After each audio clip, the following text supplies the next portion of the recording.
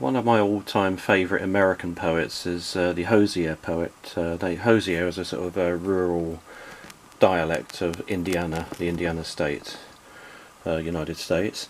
And I've already given you a track from this record, but I'm going to give you another one now, read by an actor, because this is quite a rare record as well. It's called the Hoosier Poet, the poetry of James Whitcomb Riley, read by Robert Donley on the Listening label. That's Whitcomb Riley there, and that's Robert Donley. James Whitcomb Riley was born October 7, 1849 in Greenfield, Indiana. He attended local grammar school, where he took little interest in studies or books other than his copy of McGuffey's Reader. He spent his free time accompanying his lawyer father to local courthouse, where he eagerly absorbed much of the town gossip and Indiana dialect. So that's where he got the idea of using Hoosier dialect in his poetry. He was a dialect poet. He wrote in several different dialects. He also imitated the black American, what would have been called in his day the Negro accent of the day. But he's known for his the Indiana accent, Hoosier as it's known. And he was so fated and so much, he was so loved in the state of Indiana that he was like a Charles Dickens of his day, a local Charles Dickens. The children would come to see him at his house and he'd read his poems, and he was a legend. Give you another look at the front cover of this lovely record.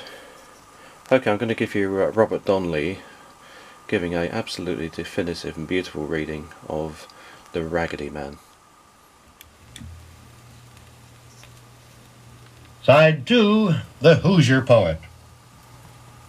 During earlier days in Indiana, most merchants and well-to-do farmers employed a hired man who would come in daily and do all sorts of chores. Because of the rough nature of the work, these men generally wore old clothing. Hence, he was often called the Raggedy Man by the children of the household, and according to Riley, the Raggedy Man was a great favorite with the youngsters. The Raggedy Man. Oh, the Raggedy Man. He works for Pa, and he's the goodest man ever you saw. He comes to our house every day and waters the horses and feeds them hay, and he opens the shed, and we all just laugh when he drives out our little old wobbly calf. And then if our hired girl says he can, he milks the cow for Elizabeth Ann. Ain't he a awful good Raggedy Man? Raggedy, raggedy, raggedy man. Why, the Raggedy Man, he's just so good. He splits the kindling and chops the wood, and then he spades in our garden, too, and does most things that boys can't do. He clumbed clear up in our big tree and shook the apple down for me. Another'n too for Elizabeth Ann. Another'n too for the Raggedy Man. Ain't he a awful kind Raggedy Man? Raggedy, raggedy, raggedy man. And the Raggedy Man, he knows most rhymes and tells 'em if I be good sometimes. Knows about giants and griffins and elves and the squidgemic and squeeze that swallers themselves. And right by the pump in our pasture lot, he showed me the hole that the Wunks has got.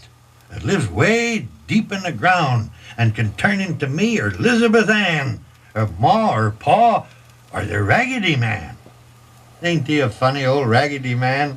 Raggedy, raggedy, raggedy man. The Raggedy Man, one time when he was making a little bow and arrow for me, says, "When you're big like your pa is, are you going to keep a fine store like his, and be a rich merchant, and wear fine clothes? Or what are you going to be, goodness knows?" And then he laughed at Elizabeth Ann, and I says, "I'm going to be a Raggedy Man. I'm just going to be a nice Raggedy Man. Raggedy, raggedy, raggedy man."